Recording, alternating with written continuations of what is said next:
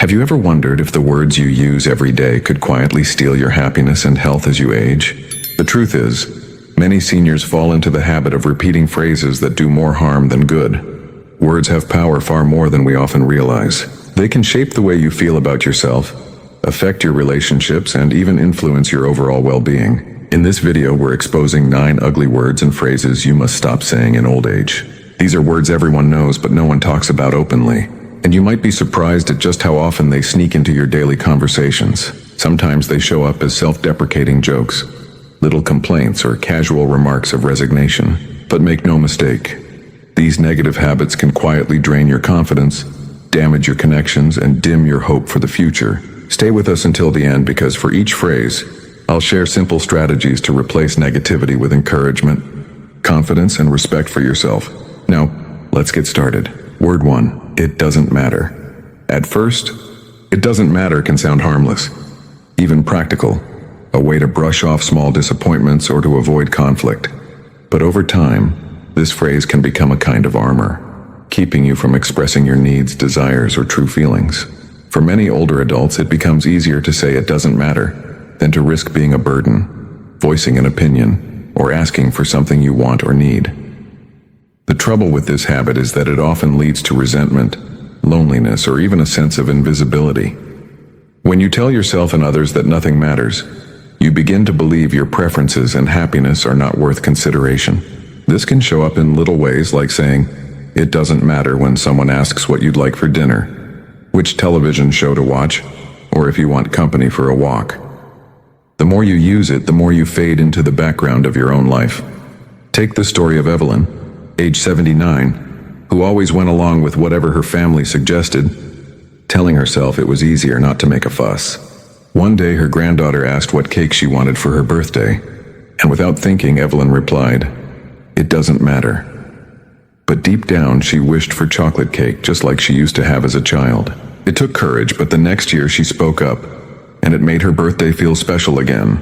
Experts say that sharing your preferences is not selfish.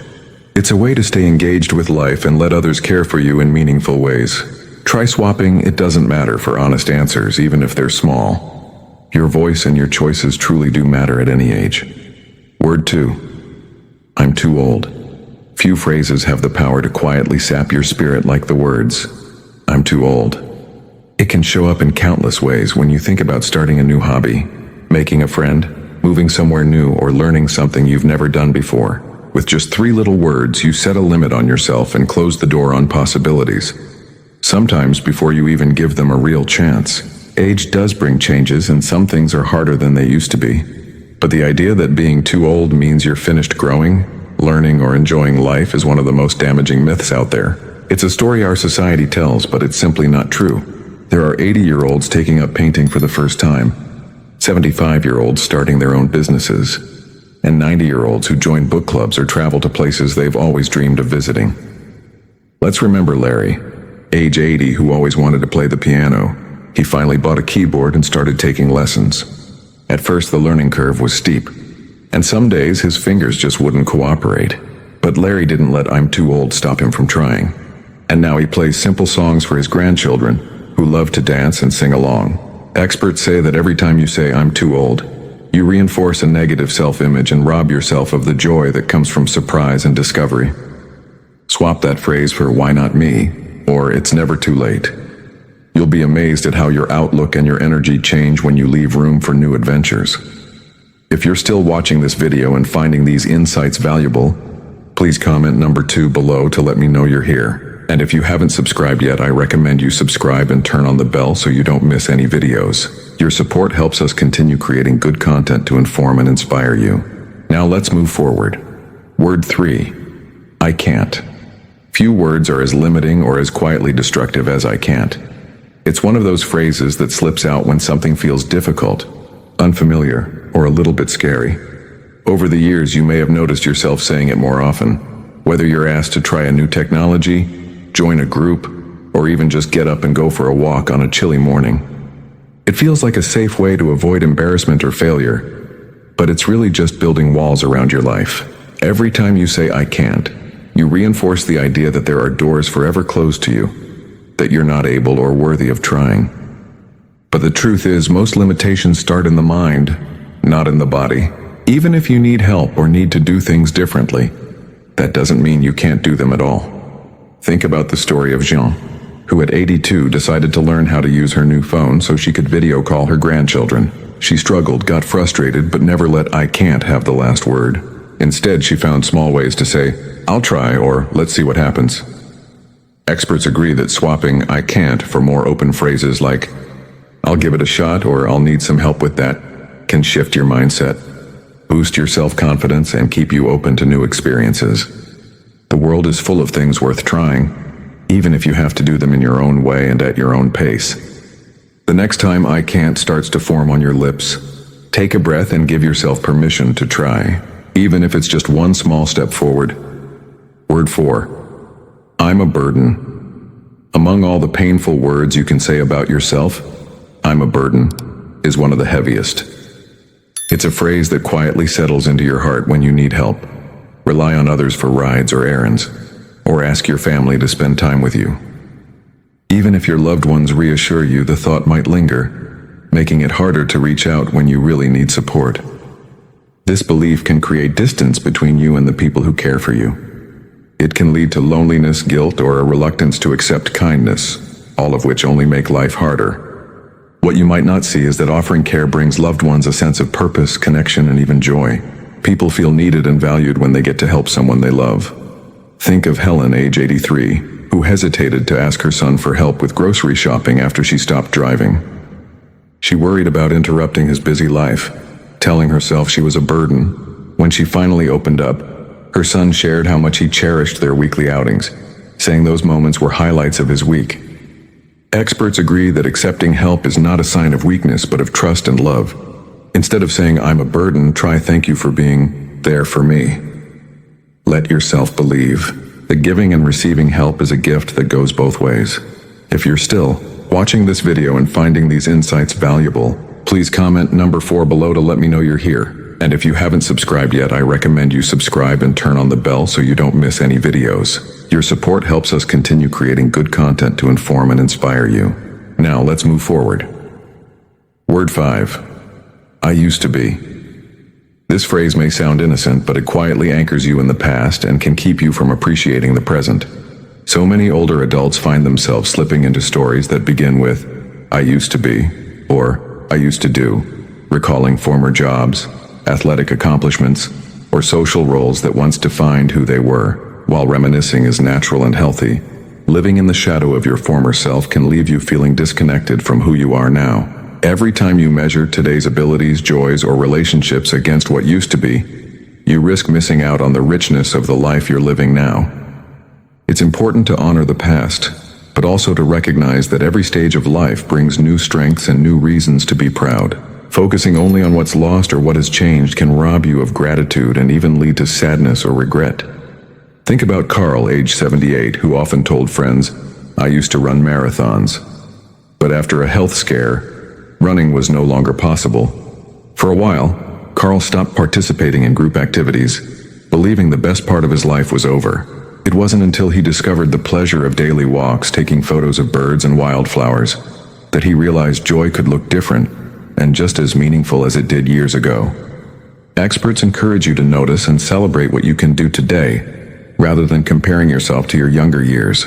Instead of "I used to be," try saying "Today I enjoy" or "Now I'm learning." This small shift can renew your appreciation for each new season of life. Word 6. What's the use? Of all the words that sap your motivation and joy, "what's the use?" might be the most discouraging. It's a phrase that shows up when you're faced with setbacks or disappointments, and it can sneak into your thinking when you wonder if making an effort really matters. Maybe you're tempted to skip your exercises, let go of a healthy habit, or stop reaching out to friends, telling yourself there's no point in trying. This mindset is easy to understand, especially if you've had a string of hard days or if progress feels slow. But believing that nothing will change no matter what you do can make life feel smaller and more hopeless than it really is. The truth is, every small effort counts, even if it doesn't lead to a dramatic change. Just trying can be an act of hope, and it sets a powerful example for those around you. Consider Alice, 85, who started painting after her husband passed away. On tough days, she would think, "What's the use? Nobody's going to see my paintings anyway. But she kept going, hanging her artwork in her living room. When her granddaughter came to visit and admired one of her paintings, Alice realized that her efforts did matter, even if they only brighten one person's day. Experts say that the key to overcoming this phrase is to set small, meaningful goals and celebrate every little win.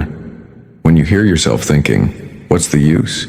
try to remind yourself that your actions do matter, no matter how simple they seem. If you're still watching this video and finding these insights valuable, please comment number 6 below to let me know you're here. And if you haven't subscribed yet, I recommend you subscribe and turn on the bell so you don't miss any videos. Your support helps us continue creating good content to inform and inspire you. Now let's move forward. Word 7. Nobody cares. These words can creep in during moments of loneliness, disappointment, or when plans fall through and you're left feeling invisible. Nobody cares is a phrase that can quickly darken your outlook, making it easy to withdraw from friends, family, or community. The trouble is, once you start believing it, you might unintentionally push others away, missing opportunities for connection and kindness.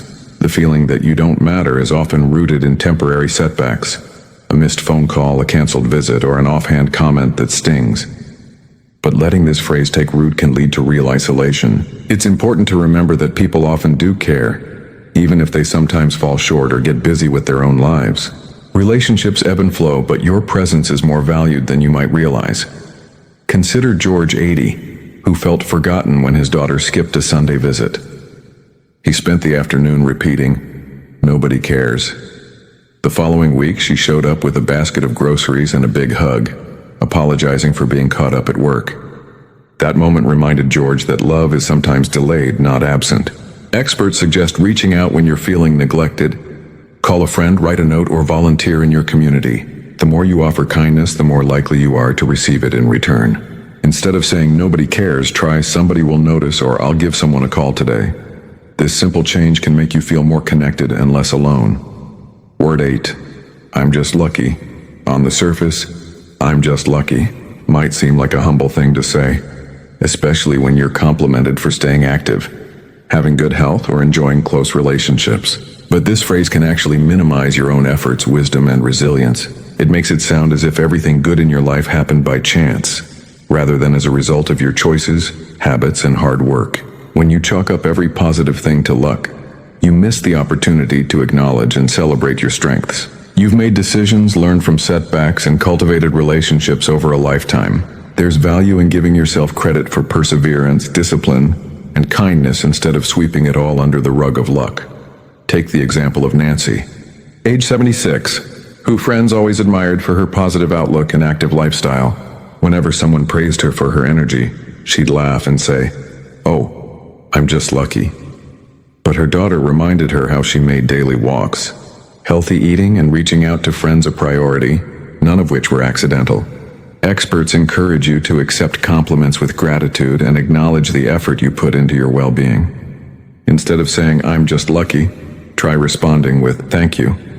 I've worked at it." Or, "I'm grateful for my choices and my support system." This perspective not only builds self-esteem, but inspires others to take ownership of their own lives. 2. Word 9. It's too late. Perhaps no phrase is as quietly limiting or as widespread among seniors as "it's too late." Whether it's starting a new hobby, making a new friend, apologizing for an old mistake, or setting a new goal, those 3 words can slam the door shut on opportunities before you even give yourself a chance. It's a sentiment that can grow louder with each passing year, whispering that the best parts of life are already behind you. But the truth is, as long as you are here, it's never truly too late. There are countless stories of people in their 70s, 80s, or even 90s taking up painting, writing books, learning to swim, or even falling in love. Life continues to offer new experiences if you are open to them. No matter your age, each day brings the potential for joy, growth, and meaningful connection. Think about Ed, age 84, who learned to use email so he could keep in touch with his great-grandchildren. At first he hesitated, thinking, "It's too late for me to learn all this computer stuff." But step by step, with patience and support, he not only learned to send messages, but became the family's go-to for sharing stories and jokes. Experts remind us that change and discovery don't have an age limit. Instead of saying "it's too late," try saying "why not now?" can give it a try. These words open the door to new beginnings and help keep your spirit alive, no matter what the calendar says. Final thoughts. As we wrap up this important conversation, take a moment to reflect on these 9 words and phrases we've talked about today. Which one shows up most often in your life? Which one are you ready to let go of starting now? Changing how we speak to ourselves isn't always easy, but it's one of the most powerful ways to shift our outlook and keep growing no matter our age. Your words matter to yourself, to those around you, and to the generations watching how you live. When you catch yourself slipping into old habits, remember that every day is a new chance to choose words that lift you up and bring hope to others. Start small. Replace just one phrase this week and notice the difference in your mood, your confidence, and your connections. Thank you for joining us today. We'd love to hear from you. Leave a comment below and share one thing you learned today and how you plan to use it in your life. Your thoughts are important to us, so don't hesitate to share them. Reading your comments gives us great motivation and encouragement.